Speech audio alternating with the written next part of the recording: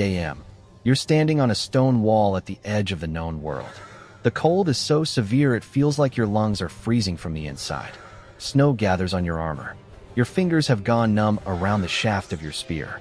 Somewhere beyond the darkness ahead, beyond the black hills and forests of northern Britannia, something is moving. You can hear it sometimes. Footsteps in the distance. Branches cracking. Low whistles carried by the wind. But you never see anyone. Not clearly. Not until it's too late. You are 19 years old. Your name is Titus Flavius Varro. 2 years ago, you lived beneath the warm sun of southern Gaul, near the Roman city of Massilia. Your father believed joining the Roman army would change your life. Rome promised food, money, land, and honor. 25 years of service in exchange for citizenship, stability, and glory. That was the deal. But Rome never told you where you would end up. Now you are 3,000 miles from home, standing guard on Hadrian's wall, a massive barrier stretching across northern Britain like a scar through the wilderness. Behind you lies the Roman Empire. Ahead of you lies territory Rome could never fully control. The tribes beyond the wall are called the Picts by the Romans. Men covered in tattoos who move through forests and mountains faster than Roman scouts can track them. Some soldiers claim they appear like ghosts in the fog. Others say they cut throats silently in the dark and vanish before dawn. You haven't slept properly in 2 days. Your stomach hurts from spoiled grain. One of the men in your barracks coughed blood yesterday morning. Another froze to death during patrol last winter. Nobody even says his name anymore. And tonight feels wrong, because the wind has stopped. For the first time in hours, everything is silent. No birds, no movement, no sound except your own breathing. Then, somewhere out there in the darkness beyond the wall, a horn echoes across the hills. And every Roman soldier standing beside you suddenly realizes the same thing at once. Something is coming. This is Hadrian's wall. And the men stationed here did not simply fight enemies. They fought isolation, hunger, disease, fear, and the slow collapse of their own minds. Historians often describe the Roman army as the greatest military force of the ancient world. Disciplined, organized, unstoppable. But there was one place where even Rome struggled to survive. One place soldiers dreaded being sent to more than almost anywhere else in the empire. Northern Britain, a freezing frontier at the edge of civilization.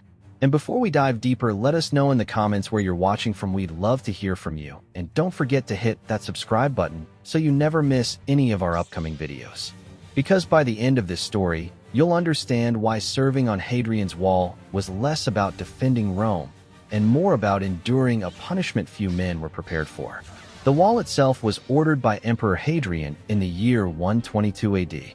By this point, Rome controlled enormous territories stretching from modern-day Spain to the Middle East. But Britain was different. The further north Roman legions marched, the harder the land became to control. Thick forests, endless rain, freezing winds, marshes that swallowed supply wagons whole. Roman commanders could conquer towns. They could burn villages. But holding the north was another matter entirely. So Hadrian made a decision. If Rome could not fully conquer northern Britain, it would seal it off. The wall stretched roughly 73 miles from coast to coast. Built from stone and turf, guarded by mile castles and forts, it became the northern boundary of Roman power. Nearly 15,000 soldiers rotated through its defenses over the years. Auxiliary troops arrived from every corner of the empire. Syrians from the deserts of the east, Batavians from Germania, Gauls, Spaniards, Thracians, men who had never seen snow like this before. Titus Flavius Varro arrived during the winter. The voyage across the channel had already broken many recruits. Freezing rain hammered the transport ships for days. Men vomited over the sides while waves slammed against the wooden hull. One recruit disappeared during the night after falling overboard. The ship never stopped searching for him. In the Roman army, dead men were quickly replaced. When Titus first saw Britain's northern frontier, he thought the world itself looked cursed. Endless gray skies hung over barren hills. Mud swallowed boots up to the ankle. Rain fell constantly, sometimes for weeks without stopping. The forts smelled of smoke, sweat, damp wool, and sickness. Soldiers slept packed together inside cramped barracks where disease spread fast. Dysentery was common. Pneumonia killed many during winter. Frostbite took fingers and toes. Sometimes entire patrols vanished in snowstorms before reaching the next fort. And still Rome demanded discipline. Every day followed the same brutal rhythm. Wake before dawn, patrol the wall, repair damaged stone, train with weapons, dig trenches, carry supplies, stand watch for hours in freezing wind, sleep briefly, repeat. The punishments were severe. Soldiers caught sleeping on guard duty could be beaten to death by their own comrades.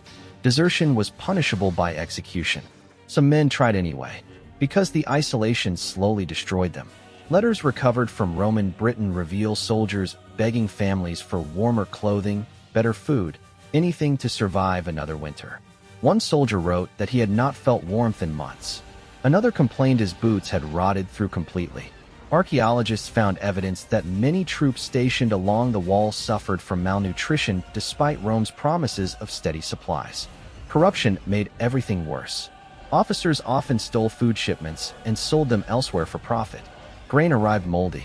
Meat spoiled during transport. Some soldiers survived mainly on sour beer and stale bread. Others hunted illegally beyond the wall despite the danger. And the danger was always waiting. The tribes north of the wall understood the terrain far better than the Romans ever could. They avoided direct battles against Roman formations whenever possible. Instead, they struck isolated patrols, supply caravans, and outposts. Quick attacks, ambushes in forests, raids during snowstorms. By the time reinforcements arrived, the attackers were already gone. One account describes Roman scouts finding bodies stripped naked in freezing conditions so exposure would finish what the blades had started. Fear spread constantly through the forts. At night, soldiers shared stories around fires about disappearances beyond the wall. Some believed spirits haunted the northern forests. Others claimed entire patrols had been lured into bogs by false cries for help. Roman superstition mixed with exhaustion until men struggled to separate reality from fear. Titus experienced it during his third winter. A patrol had gone missing near Vindolanda, one of the major forts along the wall. 6 men failed to return before nightfall. Titus and 20 others were ordered north to search for them despite worsening weather. Snow fell heavily across the hills as they moved through narrow valleys with torches barely visible in the storm. At first they found nothing. Then they discovered the first body. The soldier lay half buried beneath snow beside a cluster of rocks. His throat had been cut cleanly. One eye remained open, frozen solid. A second body appeared farther ahead. Then another. But the remaining men were nowhere to be found. That was when the horn sounded somewhere in the darkness. Not Roman. Every soldier stopped moving instantly. Another horn answered from deeper within the hills. Then another. The Romans tightened formation as snow whipped across their shields. Visibility collapsed. Titus could barely see the man standing beside him. Suddenly a spear flew from the storm and struck a soldier directly through the neck. Panic erupted. Shadows moved through the white haze around them. More spears followed. Men screamed as attackers rushed from the darkness and vanished again before Roman swords could reach them. The formation broke apart, and once Roman formations collapsed, survival became almost impossible. Titus later described seeing men swinging wildly at shadows while others slipped in mud and snow beneath heavy armor. Some were trampled by their own comrades. Others disappeared into the storm entirely. The tribes did not stay long. They attacked fast, killed enough to spread terror, then vanished back into the wilderness. By dawn, half the patrol was dead. The survivors returned to Vindolanda exhausted and broken. But the physical wounds healed faster than the mental ones. Because after enough time on Hadrian's wall, soldiers began to understand something disturbing. Rome was losing control. The empire projected strength through monuments, armies, and triumphs. But Hadrian's wall told a different story. It existed because Rome could not push farther north. The wall was not merely protection. It was an admission of limitation. A line Rome hoped would contain a problem it could never solve. And conditions kept worsening during the later years of the empire. Civil wars weakened Roman authority. Emperors changed constantly. Supplies became less reliable. Garrisons received fewer reinforcements. Some forts along the wall were partially abandoned.